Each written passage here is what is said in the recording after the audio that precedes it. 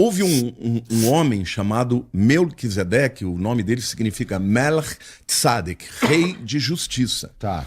Esse camarada, ele é uma figura que a Bíblia apresenta, mas que ele é uma figura, assim, controversa. Tem gente que acha que é o próprio Jesus, antes da encarnação, que apareceu lá. Ele aparece em que livro? Ele aparece no livro de Gênesis, ele tem uma relação com Abraão. Tá. Né? Abraão, depois de voltar para uma guerra que ele teve de 4 reinos contra 5 reinos, ele venceu a batalha, ficou com todo espólio e ele encontra Melquisedeque. Melquisedeque significa rei de justiça. E a Bíblia diz que ele era o rei de Salém, que é a cidade anterior a Jerusalém, que depois se tornou Jerusalém. E Abraão foi e pagou o dízimo para ele. Muito antes da lei pedir dízimo, ele fez uma oferta para Melquisedeque, e Melquisedeque o abençoou. Aí vem o livro de Hebreus, no Novo Testamento, e diz que esse Melquisedeque não tinha nem genealogia, nem início de dias. Como alguém pode não ter genealogia? Sendo nem divino. Sendo divino. Então muita gente diz que é o próprio Jesus que apareceu para Abraão para abençoá-lo, quando ele veio daquela guerra, e Abraão, então, o adorou, prestou, vamos dizer assim, honras a ele. Há um escritor que também era missionário, chamado Don Richardson. Esse camarada escreveu um livro, Fator Melquisedeque. Por quê? Fator Melquisedeque. Fator Melquisedeque. Por quê? Porque alguns acreditam que Melquisedeque era Jesus, outros acreditam que Melquisedeque é só um tipo de Jesus. É um personagem que existiu de fato, mas que as qualidades e as características da vida dele apontavam para Jesus, porque ele é um rei de justiça. Jesus é o rei da justiça. Ele é rei de paz, porque Shalem é paz. Então, e Jesus é o príncipe da paz. Então, alguns acham que Deus permitiu esse sacerdote, né, chegar até Abraão, porque ele, na verdade, apontava para Jesus, que seria um dia aquele que ia abençoar todas as nações. Né? Tem evidência não, tem referência suficiente na Bíblia para apontar que Melquisedeque seria divino? Então, existem 2 linhas completamente diversas de teólogos sérios. Alguns dizem, não, Melquisedeque é um tipo de Cristo. Isso é uma figura teológica que diz o seguinte, olha, é uma pessoa que viveu coisas muito semelhantes daquilo que Jesus viveria. Então ele era sacerdote, Jesus é o nosso sumo sacerdote, ele era rei de justiça, Jesus é o rei de justiça, ele era rei de paz, porque ele era rei de Salém, Jesus é o príncipe da paz. Ou seja, ele é um tipo, não é Jesus, mas é um tipo. Outros não, dizem assim, a Bíblia está dizendo que ele não tinha princípio de dias, não tinha genealogia. Quem não tem genealogia? Entendi. Só o próprio Filho de Deus. O que tu acha? Eu acho que era o próprio Filho de Deus. Mas o fator Melquisedeque, que o Don Richardson Todo dia eu aprendo um troço diferente. falou, ele disse o seguinte, que Deus, ele quer ser crido em todas as culturas. Então, ele cria em cada cultura, nas mais absurdas, esdrúxulas, ele introduz um elemento da verdade no meio dela.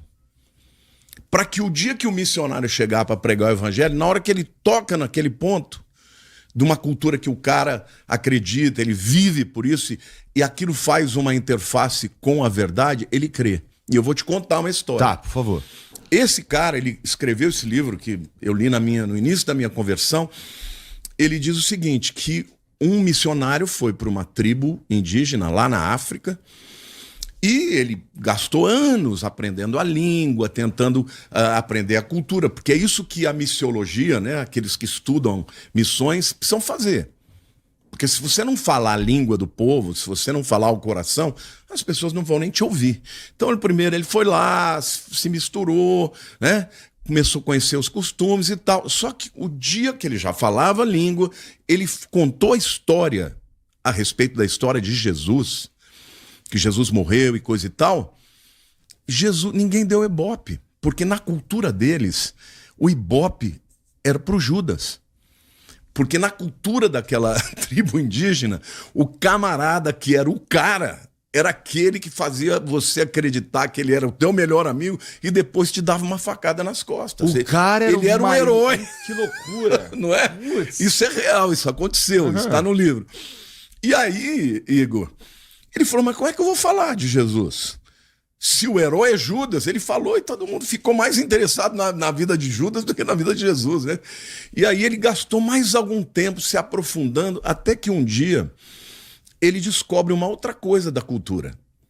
Que se duas tribos estivessem brigadas, rompidas, inimigas de morte, e um dos chefes da tribo entregasse o filho dele como sacrifício, havia uma reconciliação e nunca mais eles poderiam ficar brigados. Quando ele descobriu isso, ele chamou, reuniu toda a tribo e falou, olha, eu quero dizer para vocês que o Deus do céu, o chefe de todas as tribos, ele mandou o seu filho. E ele morreu para que houvesse reconciliação. E quando ele falou isso, conseguiu falar isso na própria língua dos indígenas, as duas tribos que estavam brigadas se converteram. Então, por causa de um ponto da cultura deles, que ele tocou e a verdade do evangelho tinha uma interface com aquela cultura, ele ganhou o coração de todas aquelas pessoas. Por que eu estou dizendo isso? Porque eu acho que a questão do Natal é assim também. Porque mesmo a Saturnália, o que a Saturnália dizia? Que na noite do solstício, a noite mais longa, no dia seguinte o sol venceu as trevas. Porque começou a encurtar a noite e a primavera está chegando. Ou seja, é uma verdade que Deus está introduzindo, porque quem é o sol da justiça, a Bíblia diz que é Cristo. Cristo venceu as trevas, que representa Satanás. Então eu acho que tudo isso para te dizer o seguinte, que o Natal é uma coisa tão linda, embora o dia não seja importante, não é 25, mas o espírito das pessoas está muito mais aberto para falar de amor, de perdão, de reunir família e também de falar de Cristo. Quando você abre mão disso, quem que vai sobrepujar? O Papai Noel, que é um mito, que também nasce de uma história real, né, de São Nicolau, que era um bispo, né, da igreja turca, que quando ele era o pastor daquela igreja, havia muita gente miserável, gente que não tinha nada para comer. E algumas pessoas, naquela época, vendiam seus filhos para serem escravos, para pagar suas dívidas. E ele ficou muito compadecido com isso, e aí um dia ele começou a botar moedas de ouro dentro de uma meia e colocar na porta das casas em que os filhos iam ser vendidos. E aí as pessoas não venderam mais os filhos para a escravidão e ele então se tornou o São Nicolau. Isso depois vai para a Holanda, vira Santa Claus, né? E se torna o mito que a gente conhece. Quer dizer, o São Nicolau existiu mesmo, eu acredito que aquilo que ele fez é verdadeiro, mas depois vem, por exemplo, os nórdicos, né, com a sua mitologia, e misturaram que o Papai Noel vive na Lapônia, que tem renas, ele misturou com a mitologia dos trolls e com tudo isso, os anõezinhos, isso tem tudo a ver com uma mistura da própria mitologia dos povos nórdicos. Tem também uma lenda que a roupinha vermelha dele era originalmente verde e que se torna vermelha por conta da Coca-Cola. É verdade isso? Com certeza. Eu ia terminar dizendo que a Coca-Cola, percebendo o apelo comercial, foi ela quem criou essa coisa do Papai Noel de vermelho, na Lapônia, né, vindo com as reindeers, né, com as renas. E, ou seja, tudo bem, a gente sabe que tudo isso é mito. Agora, se eu não falar que Cristo nasceu, o que vai sobrar na época do Natal? O Papai Noel. E hoje nós vivemos num tempo em que a cultura quer, de fato, esconder a Cristo. A gente está lutando aí muito para poder levar o evangelho e cada vez mais a gente está vendo um cerceamento. Tá.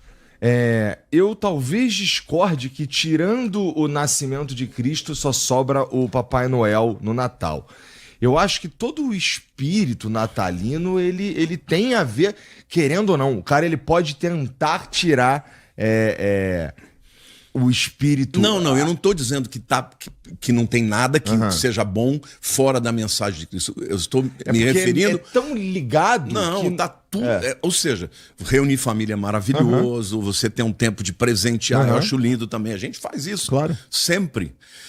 Agora, na questão do motivo inicial do Natal, que era o nascimento de Jesus, você perdeu a oportunidade. Não entendi. Ou seja, vai ficar em torno do quê? Em torno de reunir família, de comer, e até é legal. É bom maravilhoso. Também. É bom também. É bom também. Mas para o motivo de compartilhar a fé, você perdeu o motivo principal. Por isso que eu acho que a gente não pode abrir mão disso. A gente corre tanto, é importante reunir a família, é importante nesse momento você ter oportunidade de presentear alguém, sabe, de ter momentos gostosos. A vida é muito dura, Igor. Por falar nisso, ô Lamartine, na tua opinião de pastor, tá?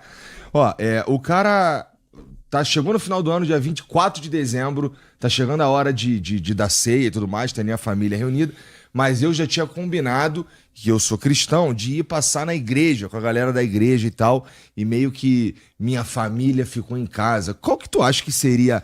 Existe uma melhor escolha? A melhor escolha é a família. Eu acho assim, se uma família é toda cristã, então vamos todo mundo. Né? Mas eu acho que essa é uma data para você estar com a sua família. Se você é o único cristão e metade da sua família não é, você tem o ano inteiro para ir para a igreja. Entendeu?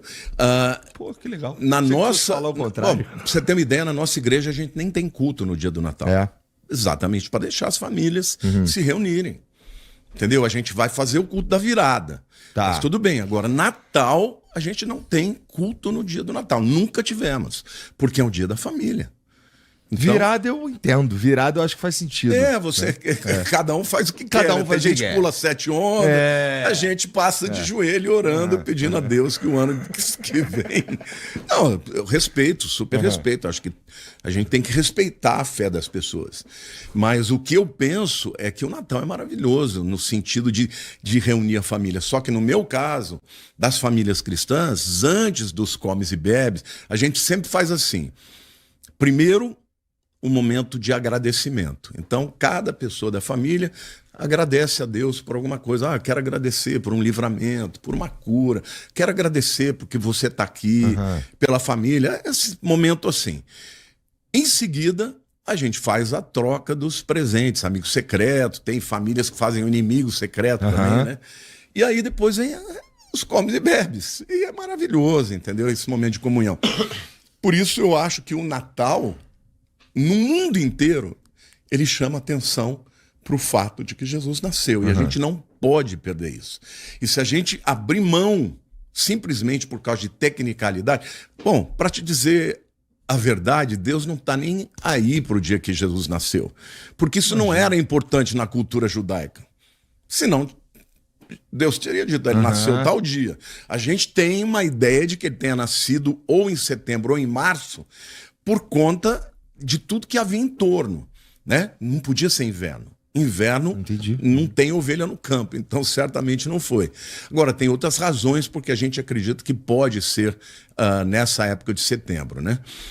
Então, assim, o que eu quero dizer é que os símbolos do Natal tem muitas coisas que têm a ver com Cristo mesmo. Por exemplo, no Natal, na Saturnália falava lá de que o Rei Sol, né, tá vencendo as trevas, que é o mal.